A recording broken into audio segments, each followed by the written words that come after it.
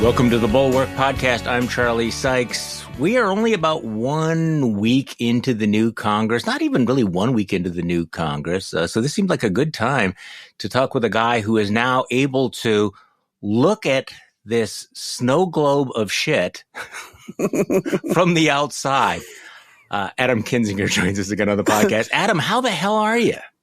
I'm good. I kind of feel like I can float now a little bit. You know, once you've been weighed down for 12 years with increasingly heavy pressure, as you get to the end, it's like now I feel like I weigh about a tenth of the. It takes a while to detox out of this. That's not something that happens overnight. I'm probably halfway detoxed, and I don't know how long the other half takes. But every day that goes by, and every percent more closer to detox, is like more of a permanent smile on my face. It feels good. I love that. But what do you mean by detox? What is the process like? Man, it's hard to explain. It's like everybody has had a job or like a situation that just kind of weighs on you that, like, no matter if you go home at 5 o'clock at night or it's a Saturday, it's always there.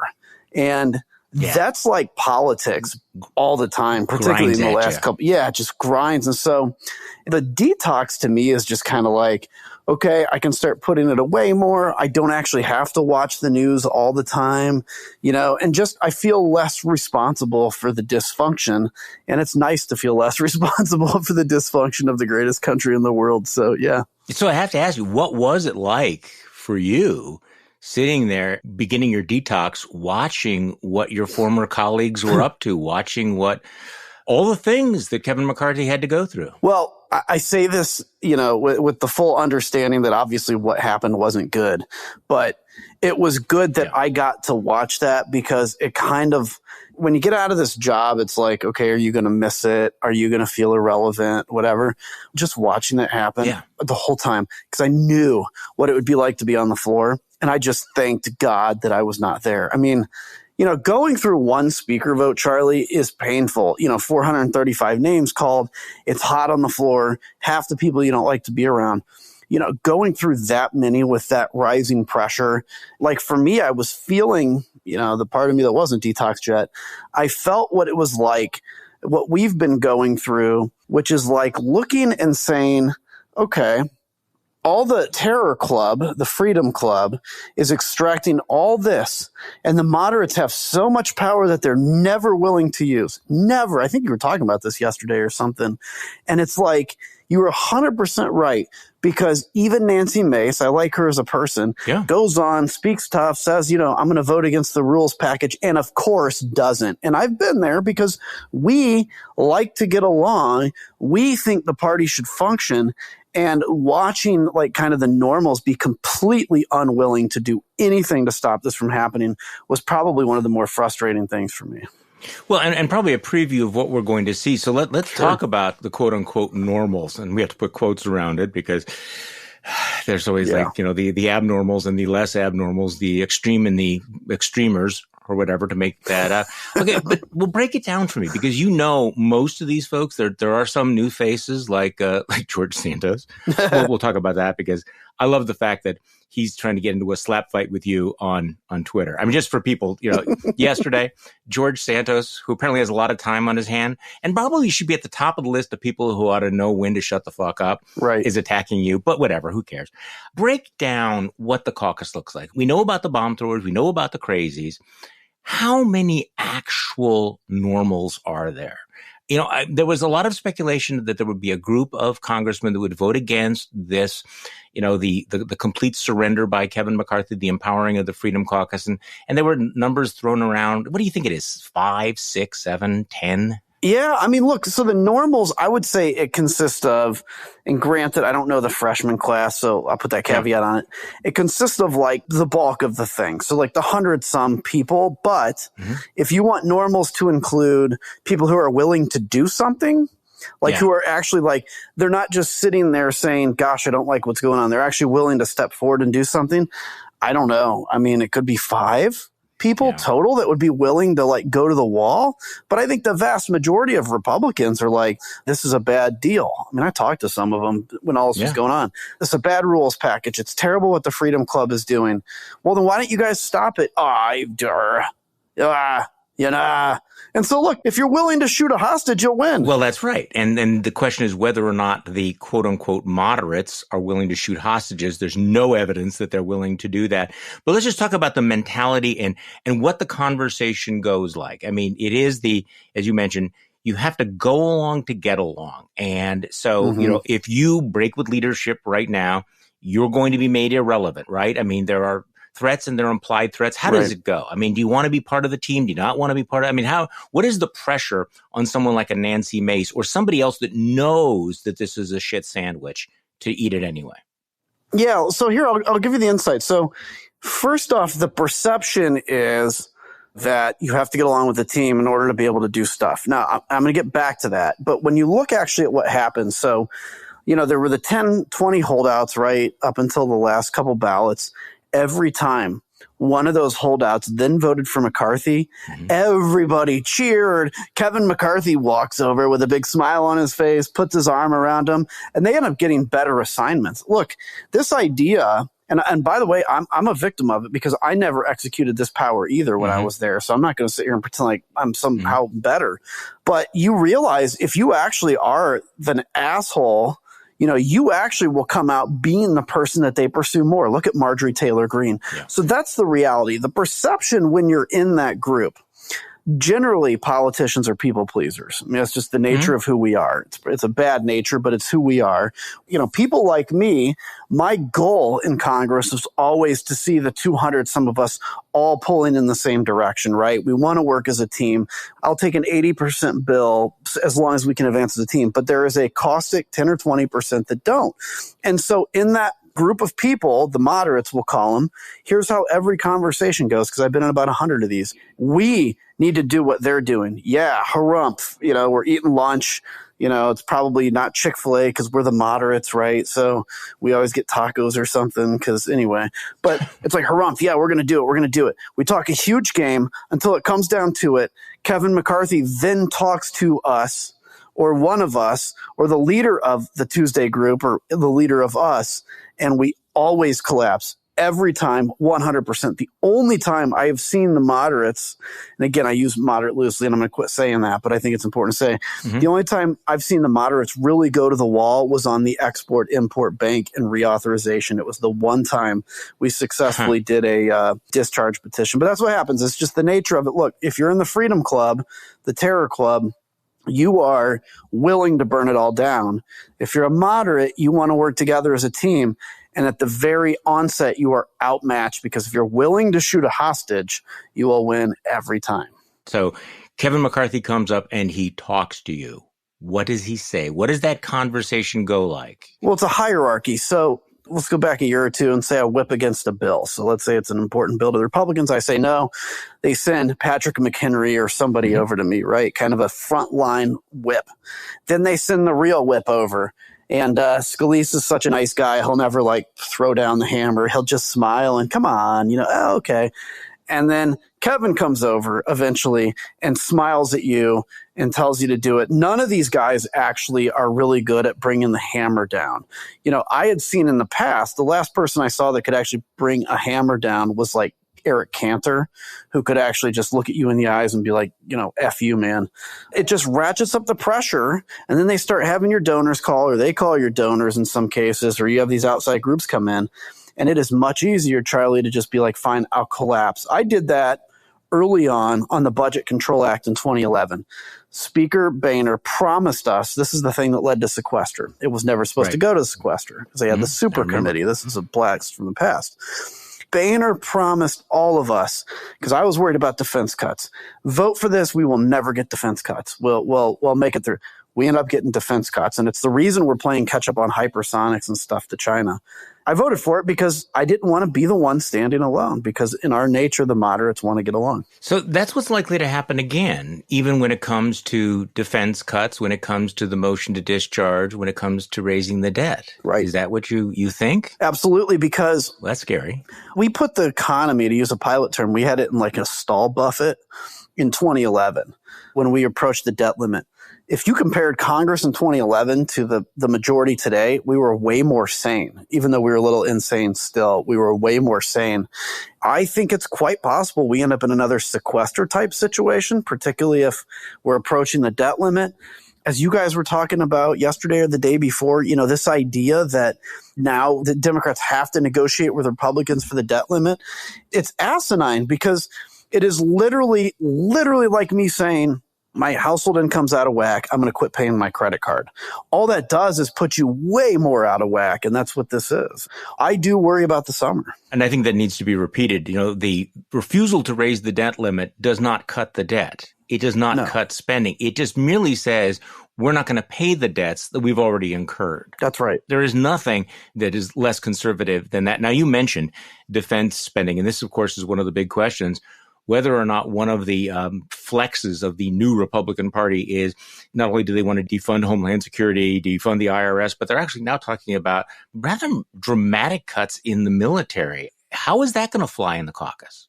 Well, I think the majority of the caucus won't like it. But I think, the majority of the caucus would say no, but that doesn't mean they have the power to do anything about it. And here's the thing, which is so misunderstood about defense, is half of defense spending right now is just personnel costs. So it doesn't go into anything of winning a war. It is, we always say, we want the troops paid the best. We want to give them a pay raise. We want them to have health care. I agree with all that. But that's what half of the defense budget is right there. Boom. So now cut the defense budget in half. And now understand that every year when you have inflation, particularly with the inflation numbers we have now, you either have to increase it to maintain parity. And if you hold that number level, all you're doing is, in theory, it's a real cut. And then you take into account that we have to be investing massive amounts in cutting edge technology to stay ahead of China and Russia. If we do end up not even just cut, even if we don't cut defense, but we don't grow it at the rate of inflation, we are losing ground. We're losing ground. And that's what a lot of people don't understand on that, particularly when half of it goes to personnel costs. In China, which doesn't spend as much on defense, but is pretty close, they don't spend near anything on personnel. So I think when this comes down to it, it won't be that most Republicans will turn around and vote for a defense cut, but they will end up getting sucked into a trap, which is probably the only way out, something along the lines of another sequester or another super committee. Had the super committee worked, it would have been great. I don't think in this polarized environment, something like a super committee can work. So you described how you had, gone along to get along, many, many times until you stopped. And you and I have talked many, many times, but I don't think I know the answer to this question. So what was the moment that you basically decide, screw it, I'm not doing this. I'm going to vote to impeach Donald Trump. I'm going to go off into the wilderness.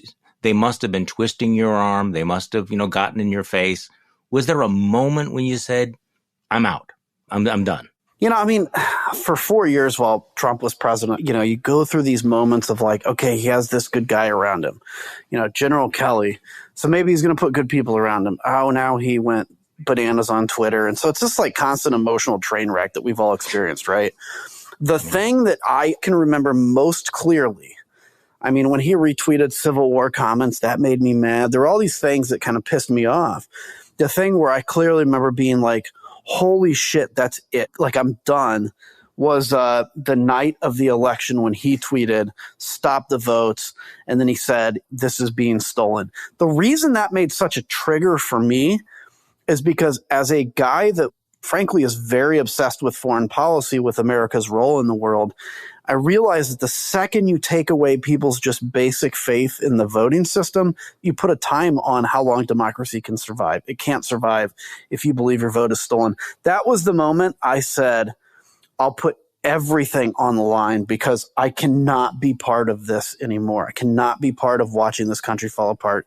When I got back from Iraq in 2009 and made the decision to run for Congress, I remember thinking, if we are going to ask young people to die for this country, which I had seen, and, obviously was a big thing back, particularly in that time, I have to be willing to give up my career for the exact same cause. And that just stuck with me. And when I saw the president literally going beyond just saying stupid things to actually undermining democracy, I was like, I'm off this train, bro. And I was hoping that it wouldn't cost me my career. I was hoping that other people would follow, but I was willing to cost the career to do it. All right, so let's look back on the January 6th committee and also connect the dots to where we're at right now. I find it extraordinary that many of the architects of the coup are making no secret of the fact that they are celebrating and cheering on the attempted neo-fascist coup in Brazil. So you have Steve Bannon out there just beating the drums about the Brazilian freedom fighters. And I mean, there's no way around this, right? I mean, you don't get Bolsonaro without Trump. You know, without the January 6th insurrection in the U.S. Capitol, you would not have the January 8th insurrection in the Brazilian capital. There's a direct line there. It's not that subtle. Totally. Let me first off say that to anybody that's ever been on your podcast that was a naysayer in our committee, ha ha ha, right? Like we defeated your expectations, including my own expectations. We exceeded what I thought we'd be able to do. But yeah, you are 100% right. Brazil would not have happened without January 6th. And Ron Filipkowski had this like a dude in a shaman, except he was in like yellow and green instead of red, white, and blue. I mean, it was about as direct as you can get. I remember talking to Malcolm Turnbull, the former Australian Prime Minister, has actually become a friend of mine. And he has always talked about how whatever happens in the United States has a direct connection to other democracies. You know, we can experience what happens in other democracies can sometimes trickle to the United States, but whatever happens in the United States will trickle, particularly among conservatives and liberals. So as the conservative movement in the U.S. goes authoritarian, that's what you can see in Brazil, for instance. And so, you know, look, yeah, there's no doubt the two are directly connected. The impression from these folks, from what I understand in Brazil, was the election was stolen. They believed that if they occupied the capital, that the military, where Bolsonaro comes from, would actually come in and install him as president. And you see these videos of the military coming in, frankly, to arrest them, but they're cheering because they think the military is coming in to install the new president. You can see where that happens. And by the way, Steve Bannon, they're not even trying to hide it anymore. They want nothing except fascist, right-wing, authoritarian governments, and they can't pretend otherwise anymore.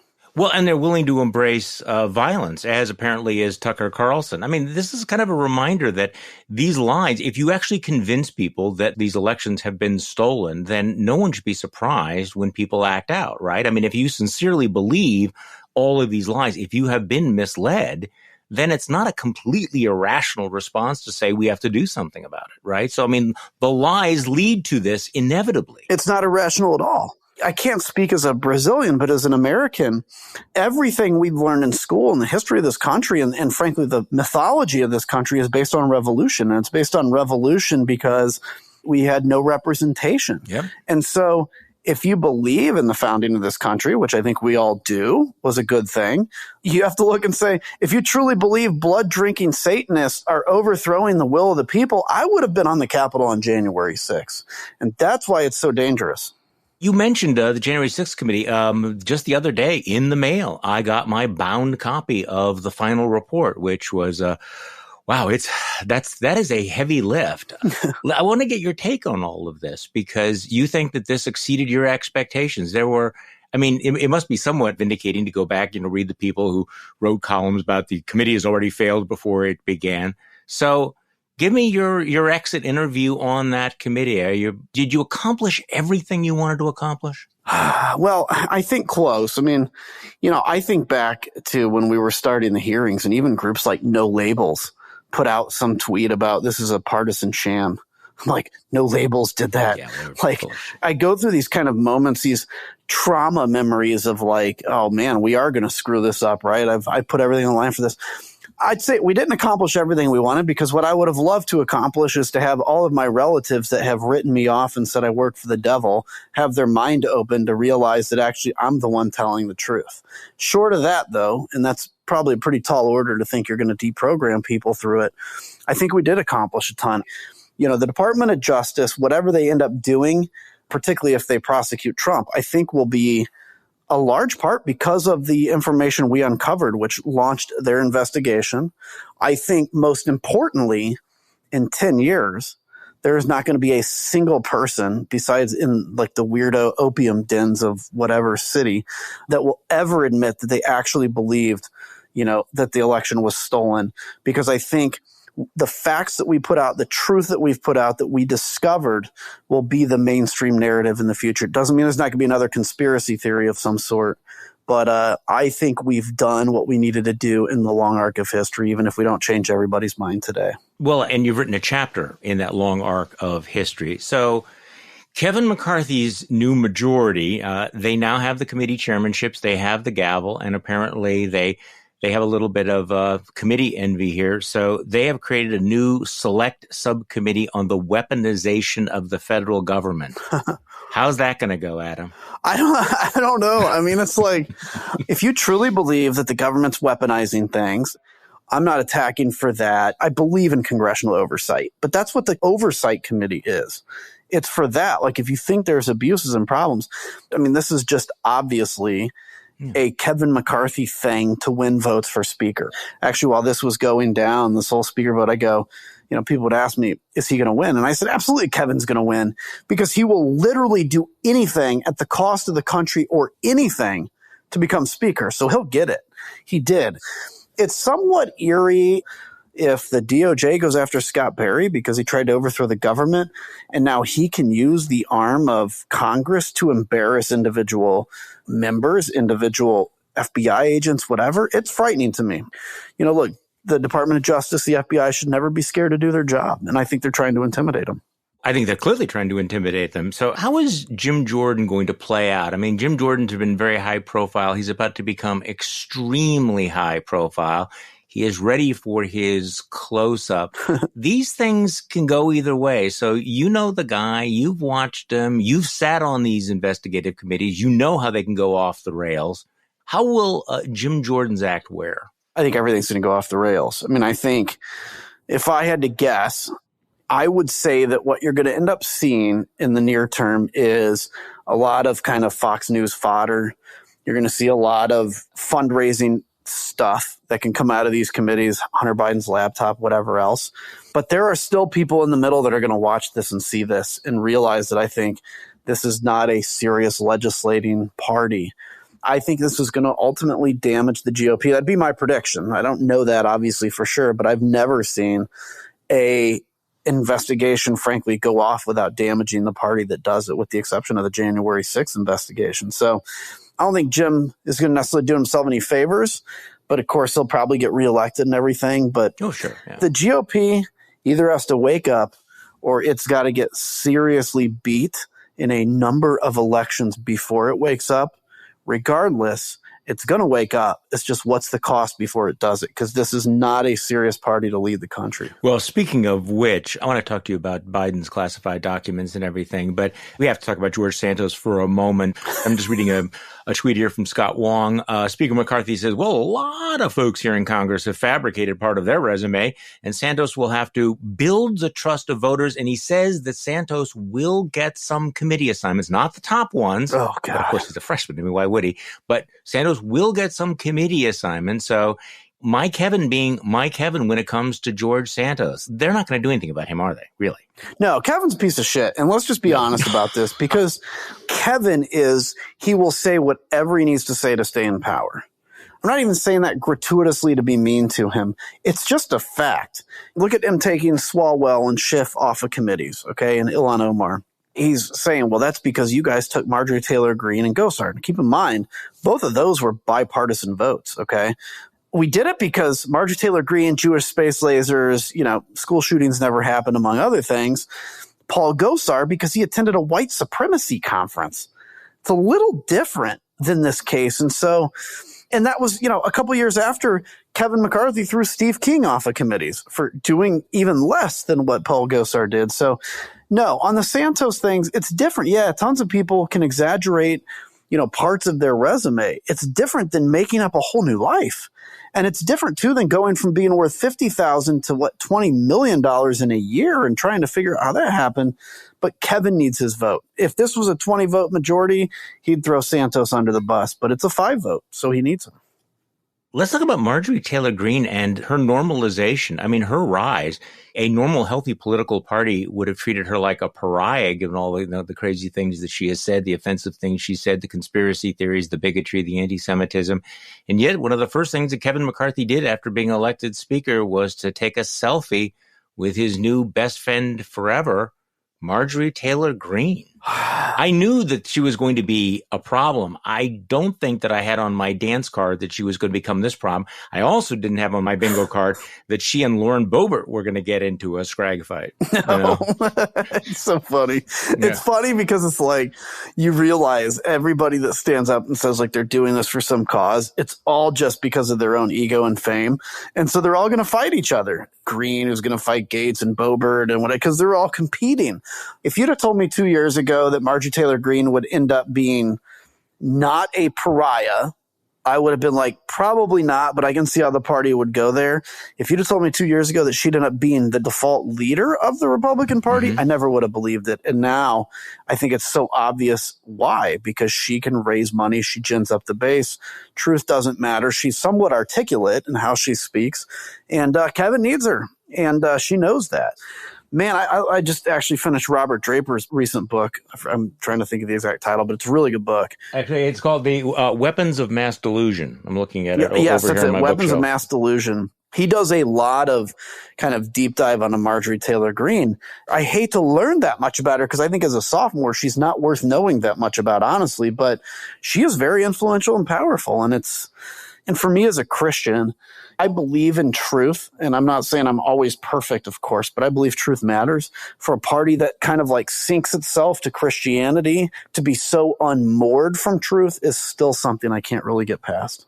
And the fact that McCarthy doesn't seem to have any problem in allowing her to become the face of the new majority. And again, just from strictly prudential grounds, you would think that he would want to downplay her role. And he's like, screw it. I'm all in. Well, you think that, except I'll give you a counter narrative. Okay. Kevin McCarthy doesn't actually care about the power and the decision making. He cares about the title. Here's the thing about Kevin. He is very driven. That's why he's actually been so successful. Like, he can never be a U.S. senator. He can never be a governor because he's from California. Same reason I can't, in Illinois. He's never going to be president. The highest thing he can achieve is Speaker of the House. So he gets that in his mind. And that becomes, when you're a striver, when you get your identity and advancement and success, that is his whole goal. And he will give away power, I think, to attain that goal. The problem is, as I think you and I, who are somewhat healthy individuals mentally, understand, life is about way more than your title and way more than, being seen as your successes or failures. And I think that will come crashing down on him at some point. And I don't actually envy him for that. I truly have some compassion for Kevin because he was a friend of mine, but I think he's a man that has gotten so lost in his ambition that he's taken the country with him, unfortunately. And for what? Right. He'll get his picture up, he'll get the bust, and, 30 years from now, he'll be the answer to a Trivial Pursuit question. Yeah. Because, I'm sorry. This is one of the things that I learned early on in politics was that, for example, the Speaker of the State Assembly thinks they're a really big deal. They're really, really powerful. You get 5 miles away from the Capitol and nobody knows who you are. You get 10 minutes after they leave office and nobody remembers who you are. That's so true. I think every speaker, every politician should be handed a copy of the memoirs of Marcus Aurelius, who was a Roman emperor who wrote, nobody's going to remember me very soon. And they wouldn't remember him if he hadn't written what he wrote. But he actually went through all of the former, emperors and go, nobody remembers them.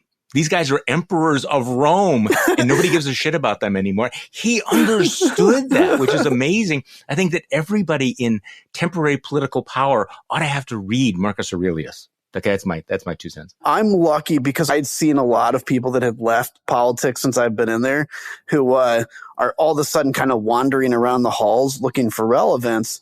And it's like, you just got to understand, look, take advantage of while you have power.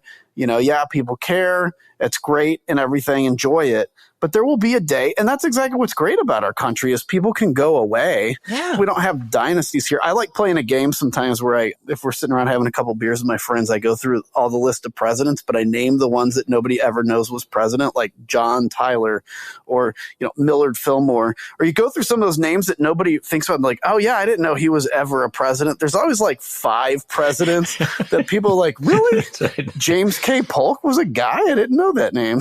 So I always think that's fun.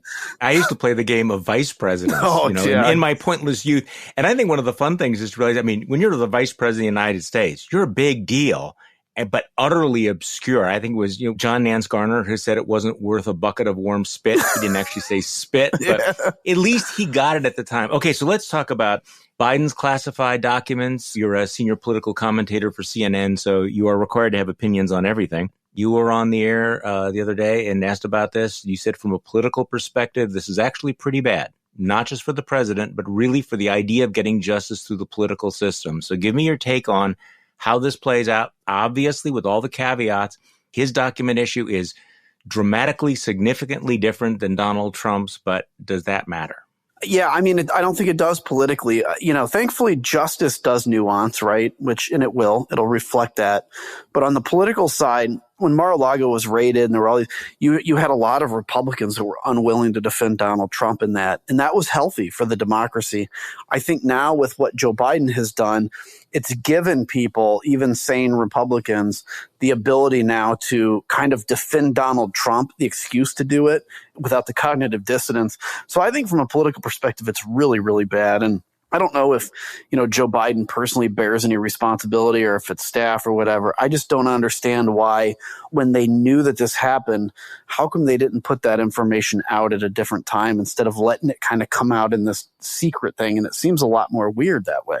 I've gone through all the differences, in the way that, Biden has cooperated, the fact that he's being somewhat transparent. But that point you just raised is one that that's going to be a sticking point. They actually discovered these documents 6 days before the midterms and decided not to tell anybody about it. Now it's the middle of January. And I have to say, I don't think there's going to be a really good answer to that. Yeah. If you're transparent, you have to be transparent. But you and I both know why 6 days before the midterms, they were not going to have a press conference or an announcement that they had discovered these documents, in this think tank. So it's going to be messy. You've called the U.S. attorney in Chicago, who's heading the investigation, a very fair man. Somebody who was appointed by Trump. You know him. You have confidence in him? I do. He's a good U.S. attorney. He's gone after corruption. He's gone after, Mike Madigan and Illinois corruption, which we've been desperate, for a long time. I think he's fair. I don't think he's going to come out and exonerate or attack Joe Biden based on politics. So we'll see what his report says. Honestly, look, I think if you take the politics out of it, there's a massive difference, obviously, between what Trump did and what Biden did. And it'll just depend on what that report says ultimately. And if Attorney General Garland has the ability or the capacity to still go forward prosecuting Trump with this thing hanging out there. I want to go back to something we talked about right at the beginning of this podcast, which is the so-called moderates, the normies. You tweeted out that the so-called Republican moderates own the dysfunctional rules and the Freedom Club committee appointments. They could have played hardball, but they never have and never will. They have more power than the Freedom Kids. I think so much rides on this particular point that they have the power and they've never used it. That's been the story of the last 6-7 years, right? They have more power than the Freedom Kids because they can align themselves with Democrats. And I think this is going to be the big test of the Republican Party leading up to 2024, whether any of those sane grown-ups will stand up. And you think they never will. I think part of when I say they never will, I hope it's somewhat of a challenge to them to do it, because I just know I've lived through this. And I know, and again, I'm not only placing responsibility on them. I'm just as guilty when I was in Congress. There were many times we were talking about taking it to the well and, shutting it down and doing whatever, and we never did it. And so I think it's important for them to get frustrated enough. And honestly, Charlie, I thought they would have gotten frustrated enough in this rules package. The easiest thing they could have done was to tank the rules package, because now McCarthy's already in. Yeah, the Freedom Kids are going to get angry, but you don't have a rules package. You got to go back to the board. And and they didn't do it. And that to me was like the easiest way, because you didn't even have to shut down everything. So that was a little disheartening for me to see that only, I think Tony Gonzalez was the only one that did it. Nancy Mace spoke a big game and then capitulated. That was worrisome. And again, I've lived it and I'm guilty of it. So that's the disclaimer. This is why your perspective, I think, is so interesting, because you live through the process by which, or at least you understand now, the process by which people go into politics for a certain reason, go into Congress with a certain mindset, and then lose it. Yeah. They forget, why am I here? What is it that I want to accomplish? Because all of the norms of Congress and the going along to get along and the pressure and the personal relationships and all of that throw up so much dust. You have the perspective of knowing how that happens, but also knowing what it feels like to liberate yourself at the other end of that tunnel. Oh, the liberation's amazing, by the way. But don't underestimate just the fact of physical discomfort. Like, there's a reason that every government shutdown is decided on December 23rd, because it has to go to Christmas, because then that compels people to make a decision. Sitting on the floor forever, not wanting to deal with, round after round of vote again. Humans are human. I'm interested in exploring that more, because I think it's one of the things I can bring, both in talking on your podcast and what I'm doing with CNN, is kind of just pulling the curtain back a little bit and saying, look, here's human beings. Yeah. Here's how they think. Here's how the dynamics work, because I've frankly been there in kind of one of the most historically at this moment in time, kind of crazy times to be in Congress. It's funny because I was talking with a veteran Republican politician from Wisconsin the other day, off the record conversation. And we were both sort of talking about, how you can get caught up in things, that you get caught up. There's a certain momentum. There's a certain tribalism. It's us versus them. There's a certain excitement. There's a competitiveness. There's a desire to win. And you do and say things that afterwards you step back. If you have a little bit of perspective, if you break the glass just a little bit, you go, what the hell was I thinking? Yeah. Why did I do that? But you can understand how it happens. And the question is, how do you get more people to break that glass? Yeah, it's true. It's like in Tim Miller's book where he talks about it's at points, at least from a staffer perspective, and I think this is the case with members of Congress too, it becomes less about policy and more about winning a game, right? We are competitive people. Yeah. Ultimately, I think more people will break the glass. I am optimistic long-term, both on the Republican Party and on the country, but it may end up having to be a self-made economic crisis. It may end up having to be more bad things, which I'd hate to say and hate to see. I think ultimately we do choose the right thing. I think you talking about it, people talking about it, people demanding better. I think implementing things like ranked choice voting in more states to force people to not only go to the extremes, but also go to the center. That's how we're going to make a difference here. And we can do it. That's an excellent idea. Adam Kinzinger, former congressman from Illinois, free at last, free at last. Free at Thank last. God you are free at last. Now a political commentator on CNN. Also leads Country First, the organization of political action committee that was active in the midterms backing candidates at both the state and federal level. Adam, thank you so much. It's always great to chat with you. You bet. Anytime, Charlie. See you. And thank you all for listening to today's Bulwark podcast. I'm Charlie Sykes. We will be back tomorrow, and we will do this all over again. The Bulwark podcast is produced by Katie Cooper and engineered and edited by Jason Brown.